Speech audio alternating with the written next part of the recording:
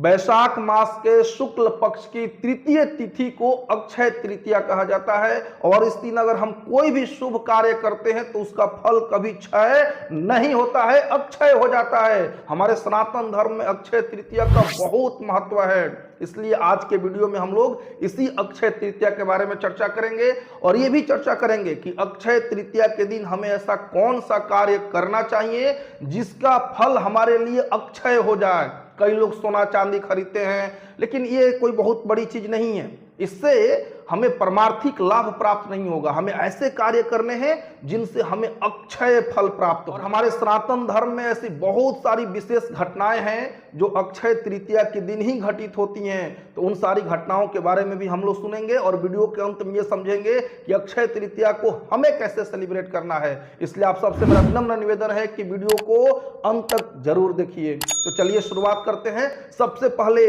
ब्रह्मा जी, आप सब जानते हैं कि ब्रह्मा जी सृष्टि की सृष्टिकर्ता हैं, तो ब्रह्मा जी सृष्टि की शुरुआत अक्षय तृतीया के दिन से ही करते हैं। इसके अलावा जो हमारे वैदिक सनातन संस्कृति में 4 युग हैं, सतयुग, त्रेता युग, द्वापर युग और कलियुग, इन चारों युगों की शुरुआत होती है अक्षय तृतीया के दिन से। जैसे मान लीजिए अभी कलियुग चल रहा है तो कलियुग की आयु है 4,32,000 वर्ष, जिसमें से कि 5,000 वर्ष बीत चुके हैं। अभी 4,27,000 वर्ष कलयुग बाकी है। तो जो अभी हम सब देख रहे हैं ना, ये ट्रेलर मात्र है, फिल्म अभी बाकी है कलयुग का। तो 4,27,000 वर्षों के बाद जब कल्कि भगवान आएंगे और फिर ये कलयुग में जो भी विधर्मी लोग हैं उनका विनाश करेंगे, और जब सतयुग की शुरुआत होगी तो सतयुग की शुरुआत किस दिन से होगी?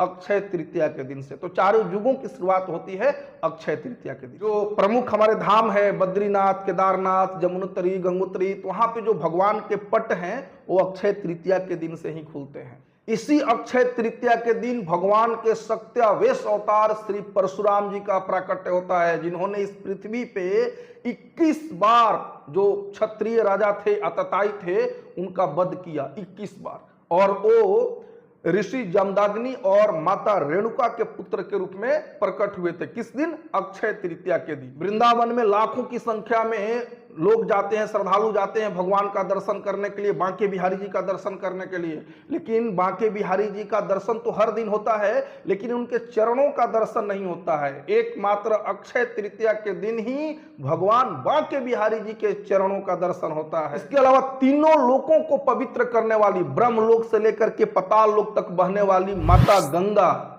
का अवतरण पृथ्वी पे अक्षय तृतीया के दिन ही हुआ, इसलिए अक्षय तृतीया के दिन लोग पवित्र नदियों में, गंगा जमुना आदि नदियों में स्नान भी करते हैं। अक्षय तृतीया के दिन ही कुबेर जी को देवताओं का कोषाध्यक्ष बनाया गया। हम सब जानते हैं कि देवताओं के जो वित्त मंत्री कौन है? कुबेर जी। तो उनको कोषाध्यक्ष का जिम्मेदारी कब दिया गया? अक्षय तृतीया के दिन ही दिया गया। इसके अलावा चंदन यात्रा की शुरुआत अक्षय तृतीया के दिन होती है। भक्तगण 21 दिनों के लिए, अक्षय तृतीया से लेकर के 21 दिनों तक भगवान को चंदन का लेप लगाते हैं, ठंडक प्रदान करने के लिए। हालांकि भगवान का शरीर सच्चिदानंदमय है, उनको सर्दी, गर्मी, बरसात इन सब चीजों से कोई फर्क नहीं पड़ता है। इसके अलावा सूर्य देव के द्वारा महाराज युधिष्ठिर को अक्षय तृतीया के दिन ही अक्षय पात्र प्रदान किया गया। आप सब जानते हैं कि पांडवों के पास, द्रौपदी के पास एक अक्षय पात्र था, जिससे कितने भी लोगों के लिए, असंख्य लोगों के लिए भोजन की व्यवस्था की जा सकती थी। तो जब महाराज युधिष्ठिर को शकुनी और दुर्योधन के द्वारा दूत क्रीड़ा में हराया गया छल कपट से, और फिर जब उनको वनवास जाना पड़ा, तो वनवास जाने के बाद महाराज युधिष्ठिर सोच रहे थे कि यहाँ पे हम ऋषि महर्षियों की सेवा कैसे कर पाएंगे। तो फिर उन्होंने सूर्यदेव से प्रार्थना किया और सूर्यदेव प्रसन्न होकर के उनको अक्षय पात्र प्रदान किए। और वो अक्षय पात्र किस दिन प्रदान किए? अक्षय तृतीया के दिन ही प्रदान किए। इसके अलावा हम सब जानते हैं कि अन्न की देवी कौन है? अन्नपूर्णा देवी। तो अन्नपूर्णा देवी का प्राकट्य भी अक्षय तृतीया के दिन ही होता है। और हर साल भगवान जगन्नाथ जी की भव्य रथ यात्रा निकाली जाती है, तो जगन्नाथपुरी में हर साल नए रथ बनाए जाते हैं, और उन रथ बनाने की शुरुआत जो है वो अक्षय तृतीया की तिथि से होती है। इसके अलावा सिंहाचल में भगवान नरसिंह देव के एक अद्भुत विग्रह है, नरसिंह देव, जिनको सालों भर चंदन का लेप लगाया जाता है। लेकिन अक्षय तृतीया के दिन वो सारे चंदन के लेप उतारे जाते हैं और भगवान जी नरसिंह देव के ओरिजिनल विग्रह का दर्शन होता है ना। तो वो अक्षय तृतीया के दिन ही होता है। एक बहुत ही विशेष घटना अक्षय तृतीया के दिन हुई है, और वो घटना है कि सुदामा जी अपने मित्र द्वारिकाधीश भगवान श्री कृष्ण से अक्षय तृतीया के दिन ही मिले थे और भगवान श्री कृष्ण उनके द्वारा लाए गए, भिक्षा मांग करके लाए गए पोहा यानी कि चिवड़ा को 2 मुट्ठी फाके थे और फिर उनको स्वर्ग से भी बढ़ करके ऐश्वर्य प्रदान किया। इसके अलावा जो महाभारत लिखने की शुरुआत हुई थी वो भी अक्षय तृतीया के दिन हुई थी। आप सब जानते हैं कि महाभारत की रचना वेद व्यास जी ने किया।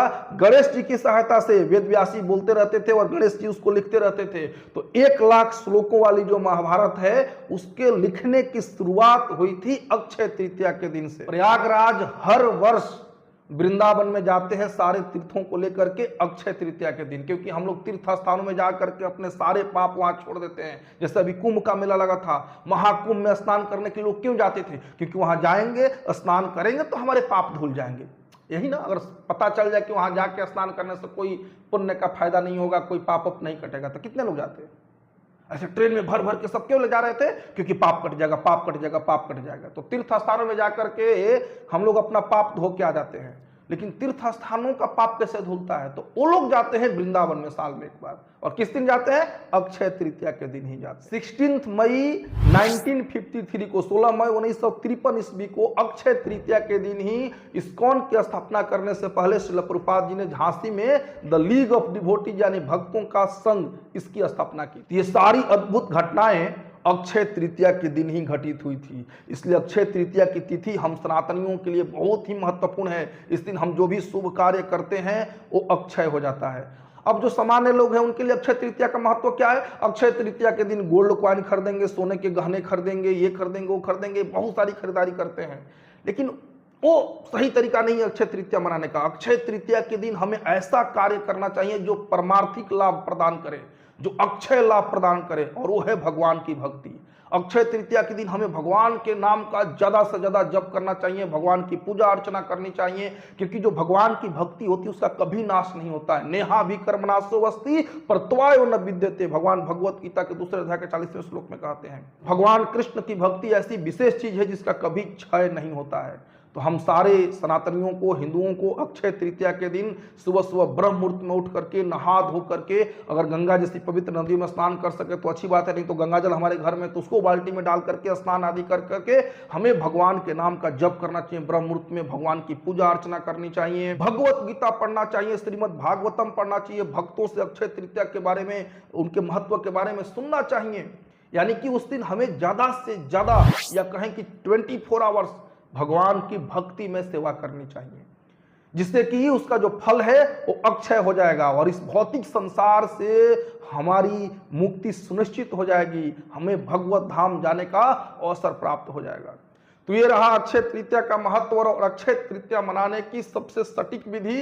तो इस वीडियो को आप दूसरों को भी शेयर कर सकते हैं, लाइक कर सकते हैं, और अभी तक अगर आपने इस चैनल को सब्सक्राइब नहीं किया है तो प्लीज इस चैनल को सब्सक्राइब करके बेल आइकन हिट करके ऑल वाला ऑप्शन सेलेक्ट कर लीजिए, क्योंकि इस चैनल के माध्यम से श्रीमद् भगवत गीता तथा सनातन धर्म के संदेश को बिल्कुल आसान भाषा में पूरी प्रामाणिकता के साथ बताई जाती है। तो जल्द ही मिलते हैं हम सब नेक्स्ट वीडियो में, तब तक के लिए हरे कृष्णा। अक्षय तृतीया महामहोत्सव की जय।